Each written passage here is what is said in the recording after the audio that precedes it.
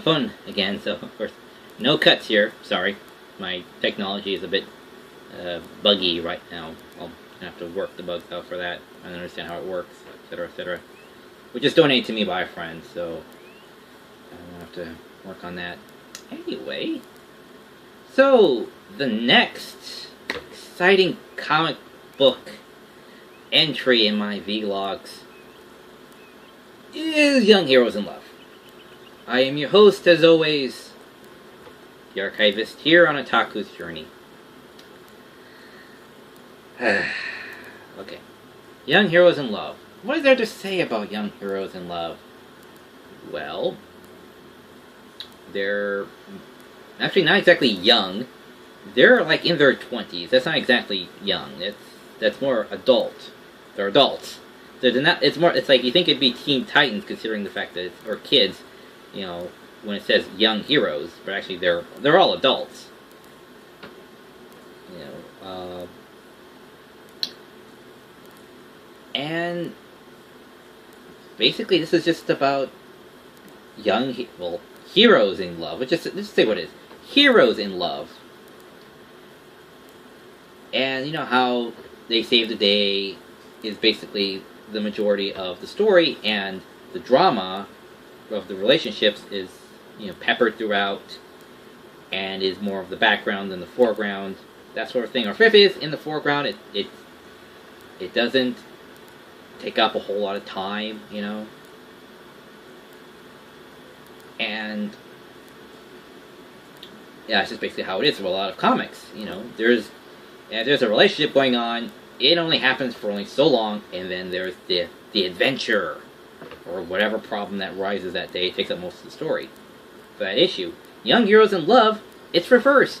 What it means is that the drama behind that you don't normally see on a daily basis is front and center, and the epic apocalypse is put into the background, which is actually kind of nice.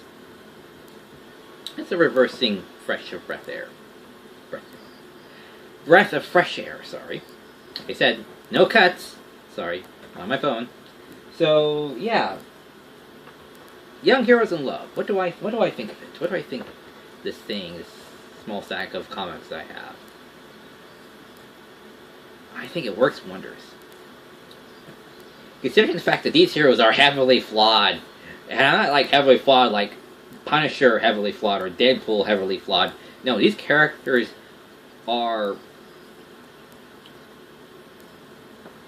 I don't know, they are just not heroes to begin with. They're nice people, but these are not on the verge of just not being heroes, you know. They act a lot more like teenagers than they really are, because they're adults. These people are clearly in their 20s. These are not teenagers, but they are prone to irrationalisms like crazy. They're short-tempered. They flip-flop from one love interest to the next. Like, even before even they're aware of it. It's like, what is going on? And to top it all off, to make the series, well, what I like, finally, is that people actually get some. Yeah! They actually get some! And I'm like, wait, what? Someone's actually, you know, in a sexual relationship with somebody? And it's not some, you know, glossed over, if you weren't looking, you know, directly at it, you missed it sort of a thing. So no, there are 3 pages dedicated to them being in the closet. And it's like, okay, that's new. And it just shows that not everyone that is a hero is, you know, a Boy Scout or a college student. You know, these aren't your stereotypical, you know, good people mentalities. These are a bit more, I don't want to say average, but they're just not your typical hero mentalities. They're just not. One guy even abuses his power to the nth degree, where he mind controls his girlfriend to forget or something like that, so that they can stay in a relationship, a controlling relationship, both literally and psychologically. So he controls her in the relationship, and then when they start to break up, he mentally controls her to get back into the relationship, the controlling relationship, so she can't even get out of this. And he's the leader.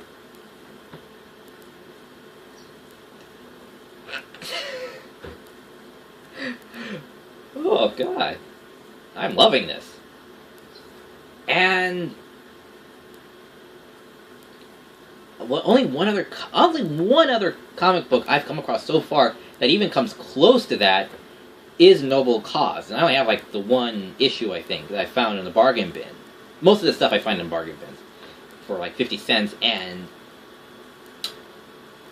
yeah, Noble Cause is something I'm definitely getting into, because it has a weird-ass backstory that I'm starting to get into.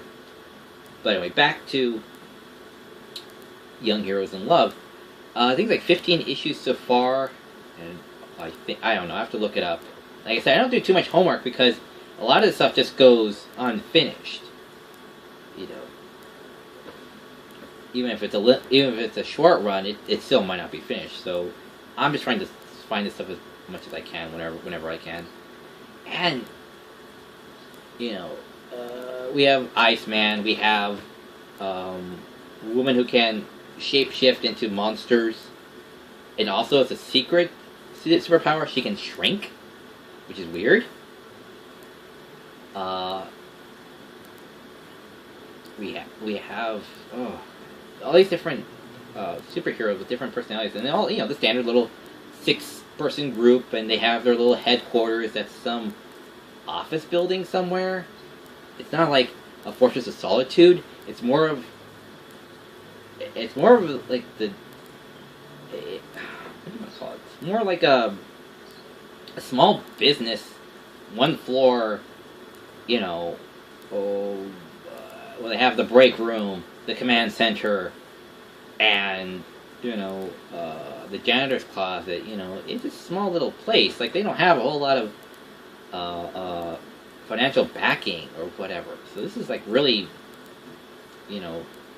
the poor man's, or reasonably poor man's superhero hangout. It's supposed to be covert. Yeah, it's right in the middle of the city, so it's, I don't know how that works. And I've only read about 8 of the volumes so far that I've managed to find. And these people are trying to be heroes. They really are trying to be heroes. Not that they're succeeding too much, because of they give in to their impulses, their temptations, incredibly easy. They want to do something, they end up doing it.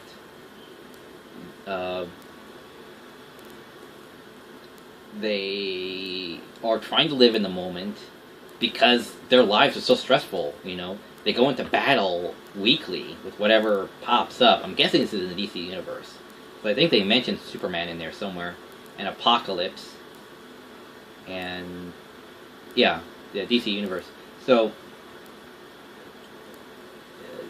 these are like the lesser quality heroes in the DC universe, and they just fail morality so epically. It's just astounding. It literally is. It's just astounding. So everything I've told you so far is what happens in the comic series. Is anyone ever going to make a movie about this? I highly doubt it, unless it's Vivid, the porn studios, that I believe have brought you such legendary classics as their Pirates of the Caribbean movie, parody film, which apparently was like the highest budgeted pornos feature motion picture ever. I think it won some awards somewhere. Something, I don't know. It's just weird. But anyway, yeah, so Young Heroes in Love, it's very different. It has a lot of emotions. It has immorality. But it's all very interesting because it's new. It's something we haven't really seen. We've seen people act like this before, but not all of them, and not all in one series either.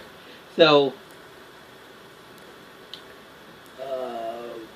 we get a lot of something new. I'm surprised this hasn't really taken off as much as it has, but I guess probably because people don't like sex in their mainstream DC universe. I'm guessing. I'm not entirely sure. But I recommend it to anyone who's open-minded to the fact that we have flawed heroes. And not just, you know, Deadpool or Punisher vigilante bad moral characters. But, you know, sexually promiscuous, two-timing,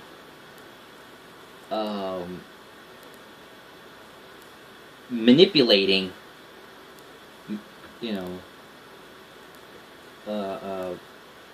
plot lines in their comics, whatever.